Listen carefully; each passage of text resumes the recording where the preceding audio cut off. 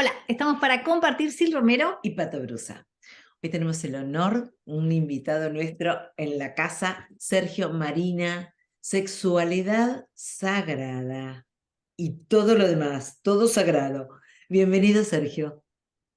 ¿Qué tal, queridas amigas? Encantado de estar con vosotras y un placer, un honor y con toda la comunidad, claro que sí. Gracias de corazón. Gracias, Sergio. Sergio, en este momento de tu vida, ¿cómo te presentas vos? ¿Qué cosas te están pasando que querés compartir? Y viste que esto va mutando, vamos siendo lo que en el momento estamos Transitando. trayendo más a conciencia, ¿no? Vos hoy, ¿cómo te presentás?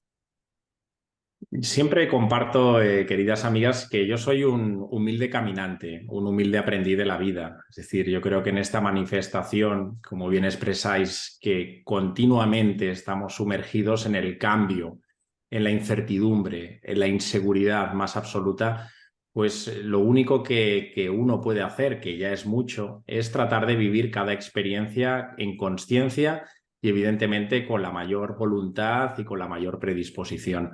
Y en ellas estoy, en ellas estoy. Es verdad que vivimos unos momentos evolutivos muy, muy, muy intensos, de grandes oportunidades conscienciales también, no hay que olvidarlo, que nos invitan, sobre todo y más importante, y en ese viaje es en el que yo evidentemente trato humildemente de transitar en mi cotidianidad, de despersonalizarnos, es decir, esta humanidad a la que evidentemente ya estamos dejando, ¿no? Esta raza es un proceso evolutivo que ya está tocando ya cada vez su fin. Si algo tiene es ya ha tenido, es sobre todo el desarrollo de la mente. Es decir, en otras humanidades, como pudo ser, por ejemplo, la Lemur, donde se puso mucho el acento en la parte física, luego en la Atlántida, sobre todo en el cuerpo astral o emocional, pero en esta raza aria en la que estamos ya sumergidos, finalizando, se ha puesto mucho el acento en el ámbito mental, ¿no? Entonces, es acertado, o al menos así como yo lo percibo, y como los grandes maestros de sabiduría nos han compartido y nos han dejado como legado, sobre todo el trabajo de despersonalizarnos. Es decir, es momento ya de poco a poco ir abandonando pues ese personaje, esas etiquetas que hemos construido en base pues a nuestro trabajo, ¿verdad? A nuestra profesión, a nuestros, en fin, intereses. Bien, todo eso que de alguna manera ha configurado la falsa personalidad, es decir, es el pequeño yo, es bien la personalidad, como a mí me gusta más definirla, ¿no?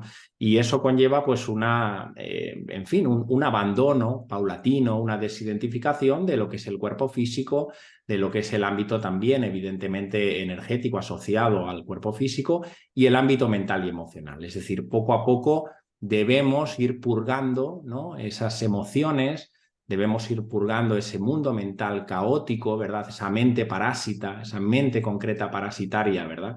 Y poco a poco, pues a medida que vamos desidentificándonos de eso que no somos, que a la vez permite vivir desde lo real, desde lo auténtico, desde lo verdadero, pues poco a poco vamos percibiendo que evidentemente atesoramos algo mucho más excelso, ¿verdad? Algo que está íntimamente relacionado con lo que somos de verdad, que es la divinidad que está en nosotros, que está en todo y que todo es, ¿verdad? Y por tanto ese es el viaje, ir poquito a poco y en esas evidentemente vamos transitando, pues ir empoderándonos, ir pues cumpliendo la misión que tiene que ver con nuestro plan álmico espiritual y evidentemente pues como lo hacéis muy bien en vuestro programa, compartir vuestros dones y talentos, ¿no? Que en definitiva es la expresión sublime y fehaciente de la divinidad que todos somos y que todo es. Y en esas estoy, pues tratando evidentemente de compartir humildemente mi experiencia, mi camino y vivir desde esa posición un poquito más interna, ¿no?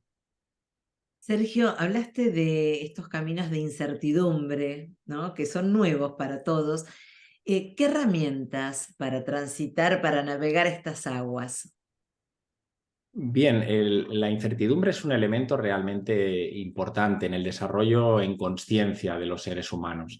Fijaros que sobre todo la psique, en la mente concreta, esta mente parasitaria, vive buscando referencias, vive buscando siempre elementos de sostén, es decir, siempre busca planificar, organizar, e incluso, pues bueno, de alguna manera comparar experiencias, pero siempre buscando elementos de anclaje.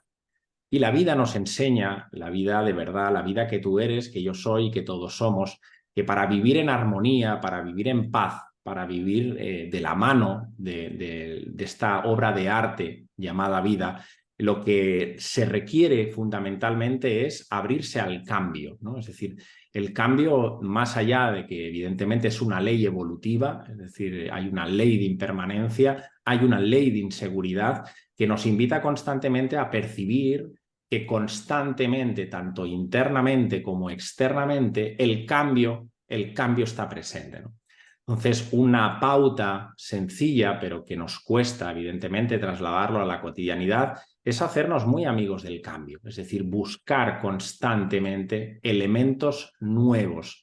Y cuando empezamos a degustar poco a poco elementos nuevos en nuestras vidas, empieza a emerger una fuerza interior que tiene que ver con la creatividad, que los antiguos llamaban la voluntad y el poder. Es decir, son esas dos fuerzas inherentes a todos los seres humanos que en la medida que vamos transitando espacios nuevos, espacios donde no tenemos esa referencia que siempre buscamos, ahí aparece esa mejor versión de nosotros mismos, ¿no? Por tanto, la invitación es que en cualquier elemento, en cualquier experiencia que la vida nos presente, sea en el terreno familiar, en el terreno laboral, en cualquier dimensión de la vida, tenemos que ir a buscar lo desconocido siempre, ¿no? Para que ahí aflore, evidentemente, pues todos esos recursos internos que, insisto, todos atesoramos interiormente. Eso por un lado. Y por otro lado, para mí es sumamente interesante y sumamente importante, y que evidentemente también es un legado que tenemos que recoger de los maestros de sabiduría en esta época y evidentemente en la época nueva en la que va a entrar la humanidad, es el desapego. Es decir, el desapego es uno de los grandes y de las grandes, diría yo, virtudes que tenemos que cultivar cuidadosamente y minuciosamente en nuestra cotidianidad. Es decir, aprender a relacionarnos con las cosas, con las personas y con la vida siempre desde una posición sana, desde esa posición de equilibrio entre la energía que entra y la energía que sale. Es decir, cuando nos aferramos, que es la tendencia de la personalidad, la tendencia de nuestro ego, a poseer, a retener, a acumular todo aquello que de alguna manera pensamos que nos genera esa mal llamada felicidad o llamada bienestar, ahí es donde aparecen esos lazos que son unos lazos enfermizos, son lazos involutivos, porque curiosamente en el proceso de desencarnar, cuando desencarnamos, en la fase del tránsito, los tibetanos lo trabajan muy bien porque saben que todos esos lazos de apegos que hemos construido a lo largo de nuestra encarnación son precisamente esos lazos que no nos impiden hacer un tránsito con armonía y con paz interior y con quietud, ¿verdad? Son esos lastres que nos vuelven, nos bajan hacia abajo, ¿no? Que no nos permiten seguir avanzando hacia el proceso de luz o al proceso de ascensión, ¿no? Por eso yo diría que en la medida que podamos, en la cotidianidad, busquemos esas relaciones sanas con todos, ¿no? Donde el desapego siempre sea un elemento de tener muy presente en nuestras vidas, ¿no? Disfrutar las cosas, evidentemente, gozarlas cuando correspondan, pero de la misma manera también separarse de ellas, ¿no? Crear esa consciencia más testigo desde el observador que nos permite ver la relación sana y natural entre las cosas, ¿no? Sin quedarnos tan atrapados que observamos que detrás de ellos siempre nos genera ese dolor y en muchos casos sufrimiento a lo largo del tiempo, ¿no? Sergio, hablabas de todo esto y se me venía la sacralidad, la sacralidad, la sacralidad. La sacralidad en lo cotidiano, la sacralidad en los vínculos y la sacralidad en nuestra vida sexual. ¿Nos contás un poquito esta posición de sacralidad que luego la podemos extender a todos los ámbitos de nuestra vida? Sí, la sacralidad, como muy bien expresabas, al final es una energía. Es decir, cuando hablamos de lo sacro, cuando hablamos de lo sagrado, cuando hablamos de lo excelso, siempre hay que percibirlo como una energía, ¿no? La energía no tiene color, la energía es una energía siempre neutra, la energía se manifiesta con frecuencias, es decir, en la medida que la frecuencia de esa energía es más sutil, evidentemente se acerca más a la energía del amor, que sería la energía de mayor vibración, ¿verdad? Pero luego, evidentemente, tenemos otras energías mucho más densas, ¿verdad?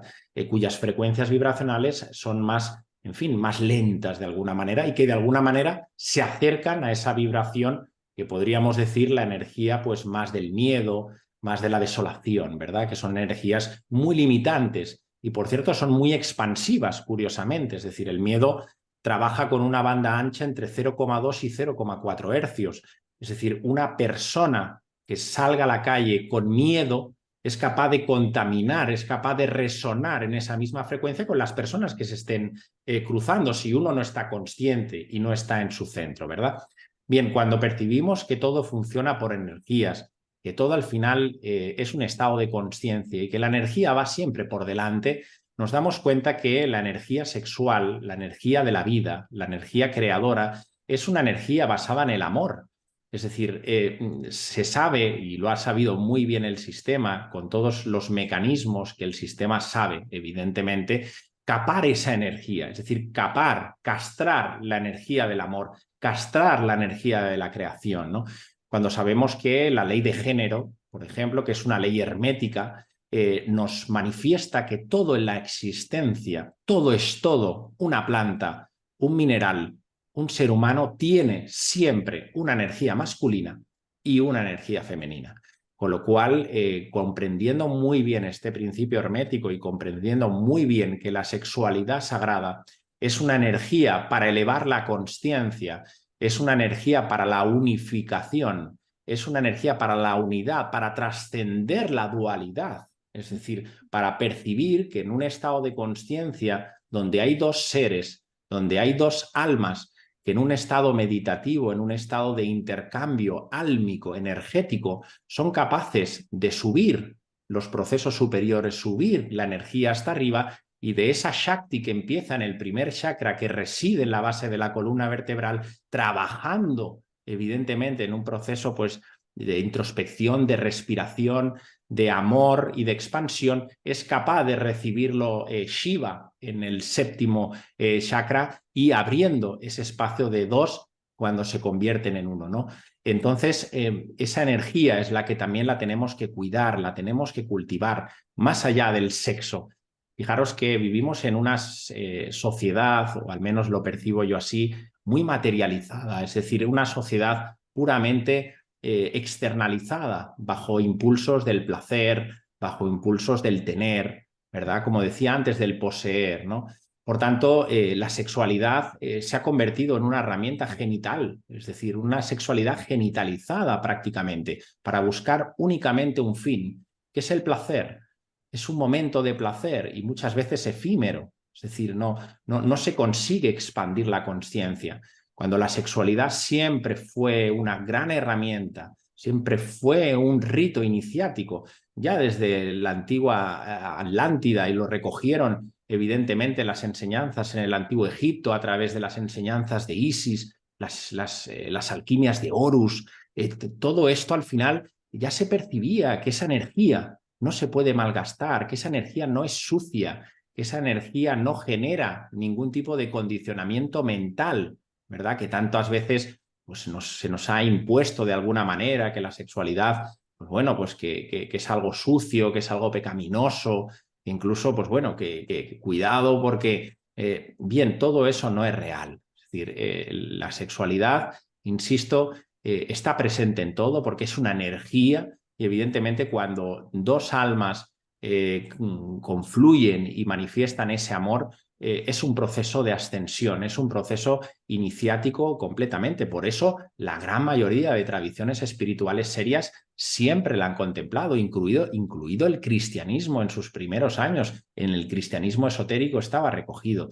Podemos encontrarlo en el hinduismo, en la ciencia del yoga, podemos hablar del taoísmo, es decir, saben perfectamente que esa sexualidad nos ayuda a expandir la consciencia, ¿no? Acercarnos más a lo que somos y a lo que es, en definitiva. Sergio, ¿cómo hacer consciente esto de la sexualidad que está a lo diario en todos nosotros, pero hacer esto de lograr llegar a este estado de conciencia de que es sagrada, de que somos sagrados?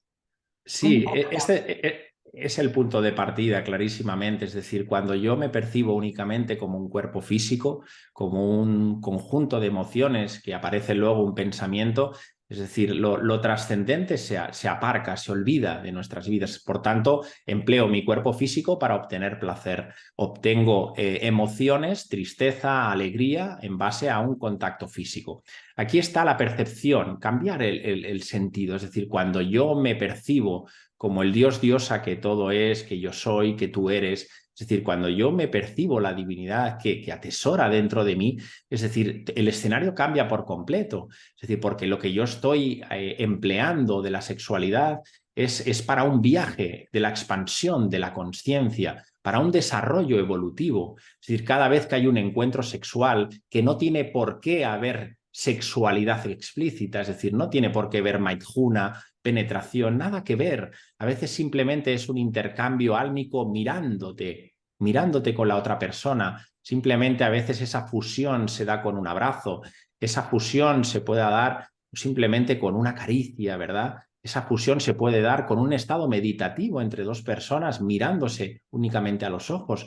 Con todo ello, la frecuencia vibracional sube por completo. Ahí ya se está manifestando lo interno, se está manifestando lo sagrado, no tanto lo físico que estamos tan acostumbrados, que no digo que esté mal, evidentemente, es decir, todo tiene su lugar y todo tiene su momento, pero al estado de conciencia al que poco a poco estamos llamados a ir subiendo esa percepción de nosotros mismos y de la realidad que nos rodea, que ese es el estado de conciencia, es el estado de conciencia que se enseñó en la antigua Grecia, en el frontispicio bueno, en fin, de Atenas, ¿no? En el honor a Apolo, conócete a ti mismo. Y ese conócete a ti mismo tiene que ver conmigo y con la realidad externa. Por tanto, si yo me percibo desde esa dimensión interna, evidentemente la sexualidad pasa a ser no un objeto, sino un elemento para expandir mi conciencia, sin lugar a dudas, ¿no? Sergio, en este momento de tu vida, ¿por dónde andás? ¿Qué es lo que te estás planteando? ¿Qué te estás preguntando? Si estás estudiando, o sea, ¿qué es lo que en este momento estás abordando? Pues os agradezco muchísimo la pregunta. Yo estoy en un momento, sinceramente, sumamente intenso. Es decir, llevaba ya muchos años pues, dedicado pues, a la formación, a dar pues, talleres de espiritualidad, a nivel académico también. Es decir, he vivido una espiritualidad en muchos momentos pues, muy de libro, muy académica. Había escrito también muchos libros. Pero bien, como al final la expansión de la consciencia no depende de los libros que uno lea, no depende de la cantidad de teoría que llegue por allí, ¿verdad? Sino que depende de las experiencias, es decir, cómo llegan las experiencias y cómo las vives. Es decir, ahí está. Y desde hace 4 años tuve una experiencia, bueno, tenemos una experiencia que ha sido la más importante, diría yo, de mi vida, a través de la encarnación de nuestra hija Alma, una encarnación muy dura, muy exigente, ¿no? Es decir, en fin, por resumirlo, fue una niña que llegó, nació en casa, un parto muy bello, pero el 11º día de vida, pues dejó de succionar el pecho y bueno, no sabíamos qué pasaba, ¿no? Y bueno, ahí empezó nuestro viaje, ¿no? Es una niña que nos dijeron que la dejáramos morir prácticamente, porque, en fin, no le daban ni 2 días de vida. Iba a ser un vegetal, no iba a comer, no podía hacer nada, es decir, ya os digo, un residuo más, ¿no? Y bien, nosotros, o al menos la vida ahí nos enseñó, pues, a poner en práctica, ¿verdad? Todo eso que uno predica, ¿no? En muchas ocasiones, que uno intenta humildemente, pues, llevarlo en la vida diaria, pero ahí sí que la vida se nos paró, ¿no? Es decir, ahí hay que confiar plenamente en la vida, ahí hay que entregarse, movilizar todos los recursos internos y externos. Y bien, pues entregado al proceso estamos, ¿no? Exigente, evidentemente, porque en este momento, gracias a esas experiencias, he aprendido poco a poco a vivir en la presencia, es decir, en el aquí, en el ahora. trato de no programar en exceso porque cada día es una experiencia. No sé cómo puede, lo que va a pasar, si tengo que salir corriendo, que ha pasado muchas veces, o lo que la vida me va a traer, ¿no? Con lo cual, en este momento vital de mi vida, para mí ahora lo más importante es la confianza en la vida, es decir, entregarme a la vida sin condiciones, que venga lo que tenga que venir y anclarme en la posibilidad constante de este momento, ¿no? Del aquí y el ahora, aunque parezca algo teórico, pero es meterse en ello, ¿no? Meterse, vivir, no te canses de vivir. Y ese ha sido y está siendo mi mantra en nuestros últimos tiempos, ¿no? El vive, fluye, pues aprende a disfrutar de los momentos que la vida te da, los pequeños detalles, lo simple, ¿no? Que a veces pasa tan desapercibido en nuestras vidas hasta que llega una experiencia dura, intensa, la vida nos agita, ¿verdad? Y nos dice, venga, vuélvete al tren de la vida, ¿no? Reconéctate, confía en ella, ¿no? Y todo es posible. Y yo quiero dar humildemente desde mi experiencia, ¿no? Y sobre todo, pues, a todas esas personas que quizás están en un momento complejo, a veces de debilidad, donde hay sufrimiento, ¿no? En esos momentos hay que empoderarse, ¿no? Más allá de lo que diga lo externo, lo que digan los demás, ahí hay que aislarse, ¿no? Y decir, sí se puede, confía en la vida, no delegues el poder no se lo des a nadie, ni a un médico, no se lo des al sistema, a nadie, confía en tus posibilidades y todo es posible. No hay nadie que te pueda asegurar nada, nada, porque todo está en permanente cambio y siempre lo que condiciona todo es el proyecto y el plan álmico de cada ser. Y eso es inviolable, con lo cual nos queda mucho por aprender y mucho por descifrar, ¿no? Porque a veces, evidentemente, las experiencias llegan y uno, pues, hasta que no pasa un tiempo, no las acaba de descifrar, no las integra, ¿verdad? No las acaba de trascender, ¿no? Con lo cual es un momento intenso en mi vida y también muy gratificante a muchísimos niveles, ¿no? Mira, hoy al principio hablabas de saber vivir en la incertidumbre y bueno, parece que sos un experto en eso y con esa sonrisa. Por eso te lo agradezco que hayas compartido porque para muchas veces nuestros oyentes, ante algo pequeñito, enseguida viene el no puedo y salís con los tapones de punta diciendo sí, puedo y confío y me empodero y confío en la vida. Así que desde ya te digo gratitud total ante este testimonio que es hermoso. Gracias a vosotras, de corazón. Sí, para mí es, y creo que puede sumar en la vida de los demás cuando asumimos la responsabilidad de nuestras vidas, es decir, lo fácil, lo sencillo, lo que todos en algún momento hemos hecho durante mucho tiempo, siempre es delegar la responsabilidad y ponerlo fuera, ¿no? Siempre hay un culpable, siempre hay alguien que me hace, siempre hay algo, da igual, ¿no? Y delegamos ese espacio para mí sagrado que tiene que ver con el ser, la responsabilidad interna, es decir, percibir claramente y nítidamente que cualquier experiencia que llegue a tu vida o a la mía, la que sea, tiene siempre un sentido profundo. No llega nada a nuestras vidas que llegue por azar.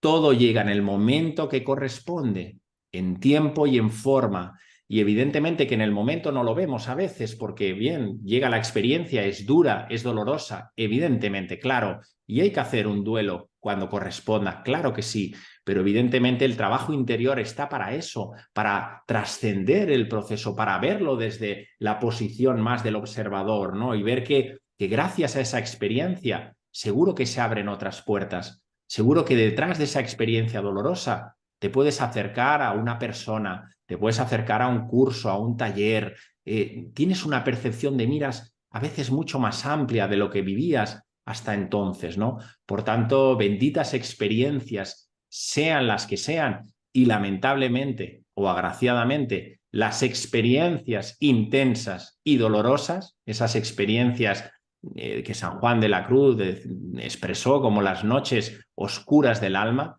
son las que de alguna manera más agitan nuestra alma. Es la que de alguna manera más nos sacuden, ¿no? Y nos dicen, que estás dormido, que estás metido en tus problemas, en tus historias, en tu cotidianidad, en tus tonterías mentales, ¿verdad? Y las cosas importantes y a veces menos relevantes pasan desapercibidas.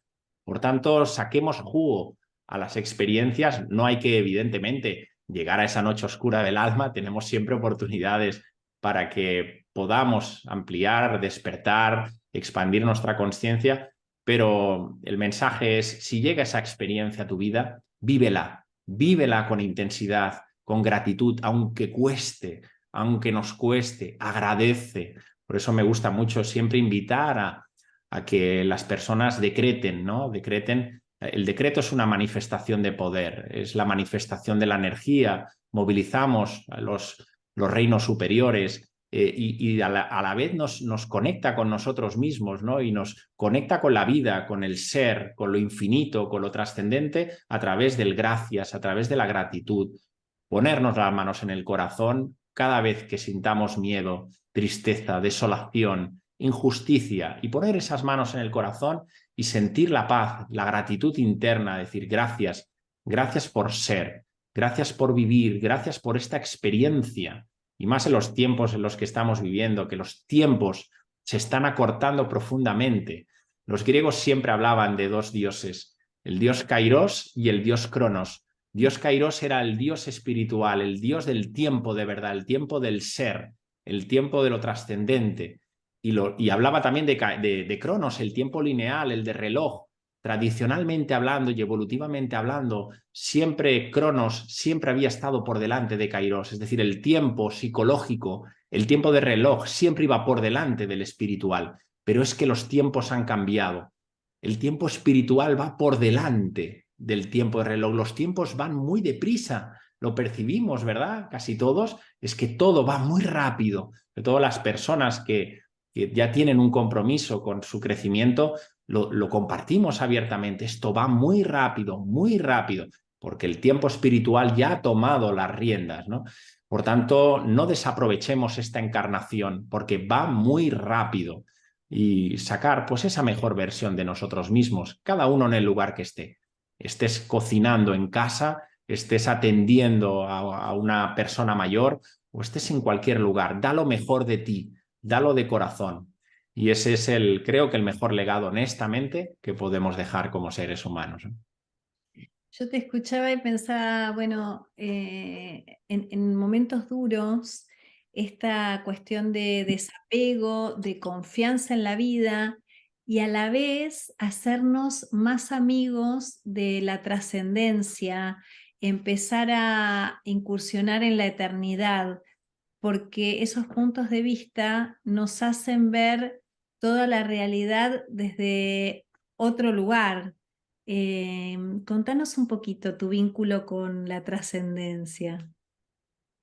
Pues mi proceso fue sumamente sencillo, bueno, sencillo y a la vez curioso.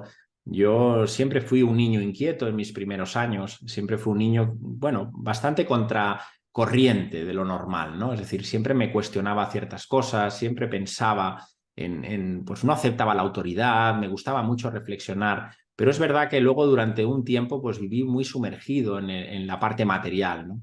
Me metí en el ámbito académico, profesionalmente las cosas funcionaban muy bien, aparentemente, pero yo tenía serios problemas de salud ya en los primeros años de vida, y llegó un momento que era insostenible, es decir, aparentemente lo material estaba muy cubierto, pero mi salud no respondía y yo internamente siempre tenía un vacío. Había algo dentro de mí que sabía que algo no funcionaba bien, ¿no? Entonces, bueno, tuve la oportunidad de llegar a un señor que ya trascendió ya hace algunos años y bueno, un contacto con él fue maravilloso porque me dijo que mi misión estaba totalmente olvidada, es decir, yo estaba cumpliendo un propósito que no era el que yo tenía que cumplir, ¿no? Y esas palabras resonaron enormemente en mí, pasaron los días y yo seguía dándole vueltas. ¿Y cuál es mi misión? Entonces lo que hice en ese momento, que fue instintivamente, fue pues abandonar todo lo que estaba haciendo en ese momento y confiar en la vida, es decir, confiar en que yo en algún momento recibiría la llamada o recibiría esa percepción interna de cuál sería el rumbo que tendría que seguir. Pero fue así, es decir, empecé a abandonar pues todo ese mundo social, incluso amistades, trabajos, y curiosamente a medida que iba soltando todo eso antiguo, mi cuerpo empezó a transformarse y empecé a sanar. No necesité ningún tipo de intervención externa, sino milagrosamente, nunca mejor dicho, empecé a sanar, ¿no? Y evidentemente, pues ahí se abrieron ya las vías de la percepción, empecé a acercarme, pues bueno, pues a lo trascendente, y ahí la vida pues me fue orientando, pues conociendo una persona, entrando en no sé dónde, ¿verdad? Acercándome pues a diferentes tradiciones espirituales. Bien, la vida te va dando, la vida te va mostrando esas señales, te va mostrando esas sincronicidades, ¿verdad? Por tanto, ese fue un poco mi periplo vital en el que hubo una parte pues, material sumergida y luego pues poco a poco ya un abandono paulatino hacia eso y entrada pues en lo trascendente que como tú bien dices es el pilar clave para vivir y para morir. Es decir, si queremos tener un buen morir, tenemos que saber bien vivir, ¿no? Es decir, no, es lo mismo, es decir, vamos a desencarnar exactamente igual que en el estado de conciencia que estamos viviendo. Es decir, si yo vivo muy anclado al miedo, a mis creencias, a mis apegos, pues voy a morir, voy a desencarnar de la misma manera. Por tanto, el trabajo en vida hay que hacerlo ya para obtener, insisto, un buen morir, ¿no? Y lo trascendente es lo que calma el alma, es la sed del alma, lo que nos empuja a vivir, lo que nos da fuerza para levantarnos, lo que nos susurra nuestra alma del sí se puede, aunque lo veas muy negro, aunque lo veas muy torcido todo, aunque te levantes ese día, y a mí me ha pasado, ¿no? Decir, ¿qué pasa aquí? No entiendo nada.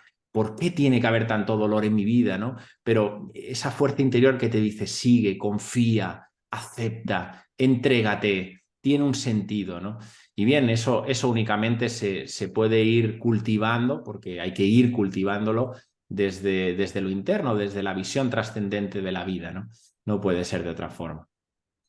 Sergio, ha sido una charla maravillosa. Muchísimas gracias. Ha sido un placer tenerte en nuestra casa. Un honor también.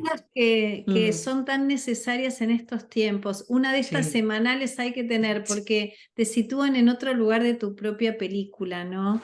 De qué vinimos a hacer y estas preguntas que siempre refrescarlas y volverlas a hacer nos sitúan en otro lugar. Gracias, Sergio. Muchísimas gracias. Un placer. Muchísimas gracias. Un honor. Estamos en contacto. Gracias de corazón. Besos. Y bendiciones para todos. Besos. Gracias.